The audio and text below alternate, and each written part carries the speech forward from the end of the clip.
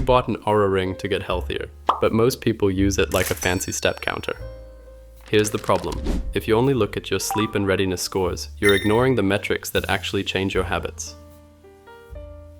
In this video, you'll learn how to use Oura's activity score, daytime stress, and trends to make smarter training, recovery, and lifestyle decisions, even if you've never watched any of our other Oura videos. This is educational content, not medical advice. If you have symptoms or health concerns, talk to a qualified professional.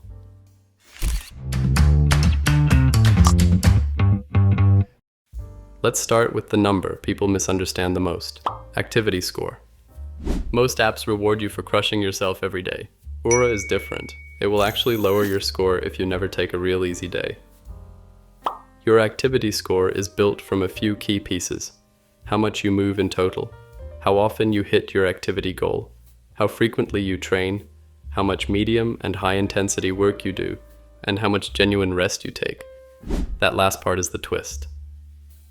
Oura doesn't just want you active, it wants you to cycle between stress and recovery. To flag a true easy day, you need to stay below certain thresholds for moderate and vigorous activity. If you do hard training 7 days a week, your activity score will often drop, even if your step count looks impressive. That's not a bug. It's telling you your body never gets to exhale.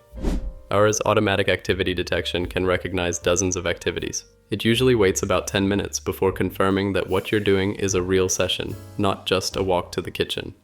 Afterward, you'll see duration, calories burned, and time in heart rate zones. By default, those zones use an age-based maximum heart rate, but you can set your own tested max if you have it. There's one big limitation though: Oura doesn't give you live heart rate feedback during the workout. You only see the details after you finish. So think of Oura less as a live training computer, and more as a recovery and pattern detection coach. Before we move on, here's a simple way to sanity check your activity score. If your readiness and sleep scores are sliding, but your activity score is high every day, you're probably winning the wrong game. In that situation, intentionally aim for a green recovery day in activity once or twice a week, and watch what happens to your sleep and readiness over the next 2 weeks. And here's the part almost everyone gets wrong. Oura will actually punish you for training too often. Now let's talk about stress, because this is where things get useful and also misunderstood. Daytime stress is Oura's attempt to map your physiological stress throughout the day. Roughly every 15 minutes, when you're awake and relatively still, the ring looks at your heart rate, your HRV, your motion, and your temperature trend. It then labels that period as stressed, engaged, relaxed, or restored. Over the course of the day, you get a color-coded map of how your body responded to what you were doing. But there's a crucial nuance here. Physiological stress and psychological stress are related, but they are not the same thing. You might see a clear stressed pattern during a big presentation, even if you feel excited and in control. You might also feel mentally drained while doom scrolling the news, but sit so still that your physiology barely changes. On top of that, daytime stress doesn't record during workouts or when your hands are moving a lot, so you'll see gaps in the graph around intense exercise or manual work. So don't treat the stress graph as a mood diary. Treat it as a map of how your nervous system responded physically to your day. Here's a practical way to use it. Pick one kind of block in your calendar, maybe deep work sessions, team meetings, or your commute. Over a week, check how those blocks show up in daytime stress. If your calendar says focus work, but your physiology reads as stressed the entire time, you might be grinding harder than you think. If your breaks don't register as relaxed or restored, they're not really breaks. And if your daily scores look fine but you still feel worn down, this is the metric you should be watching. Resilience zooms out even further. Instead of asking, how stressed was I at 2 p.m., it asks, over the last couple of weeks, have I been balancing stress and recovery or slowly draining my reserves? To do that, the algorithm combines your average daytime stress load, your daytime recovery time, when your physiology looks calm and restorative, and your nighttime recovery based on sleep score, resting heart rate, HRV, and recovery index. It then rates your resilience from limited to exceptional. You need at least 10 days of consistent data before that number becomes meaningful. Once it's stable, resilience is a powerful early warning system. If your readiness score bounces around from day to day, but your resilience trend is drifting down over weeks, you're probably taking on more stress than your system can fully repair. Cumulative Stress pushes that lens out to roughly a month. It looks at how smooth or fragmented your sleep is, how your heart reacts to stress, tiny micro movements during the night, how well your body regulates temperature, and how your activity load interacts with all of that. The point isn't to scare you with another score. It's to surface long-term strain that doesn't show up if you only look at last night. This is where Oura goes from interesting graphs to a real behavior change tool if you set it up right. So the question becomes, how do you turn all of this from interesting data into actual behavior change? This is where trends and tags do most of the heavy lifting, and where most Oura users barely scratch the surface.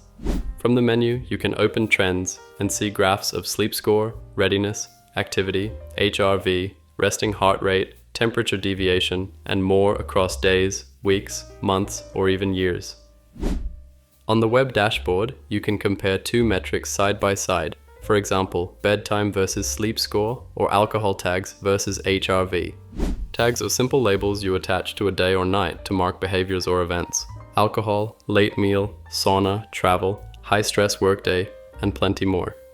Over time, Oura can show you how nights with a certain tag differ from your baseline. You might see that any night with an alcohol tag leads to higher resting heart rate, lower HRV, and more temperature spikes.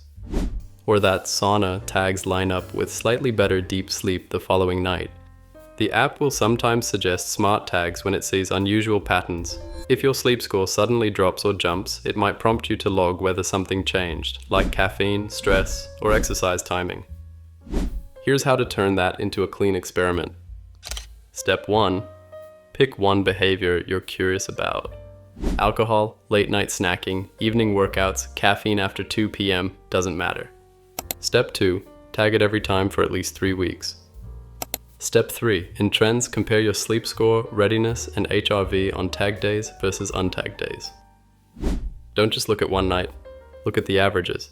If your late dinner nights consistently have worse recovery metrics, you've just found a lever you can pull for better sleep and training.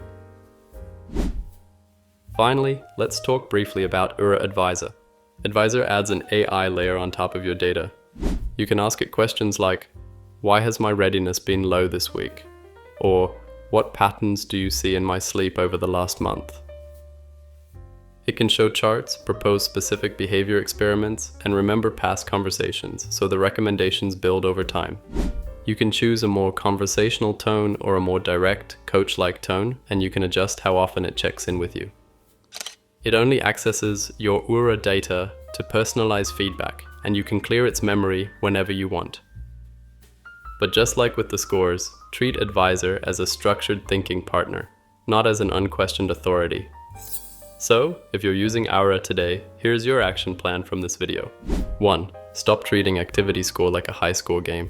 Aim for at least one true recovery day each week and watch what happens to your sleep and readiness. 2. Use daytime stress to audit your schedule. Pick one recurring block, meetings, commute, deep work, and see how your physiology responds. Adjust one thing and recheck in 2 weeks. 3. Choose one behavior, tag it consistently, and run a 3-week experiment in trends to see how it really affects your sleep and recovery.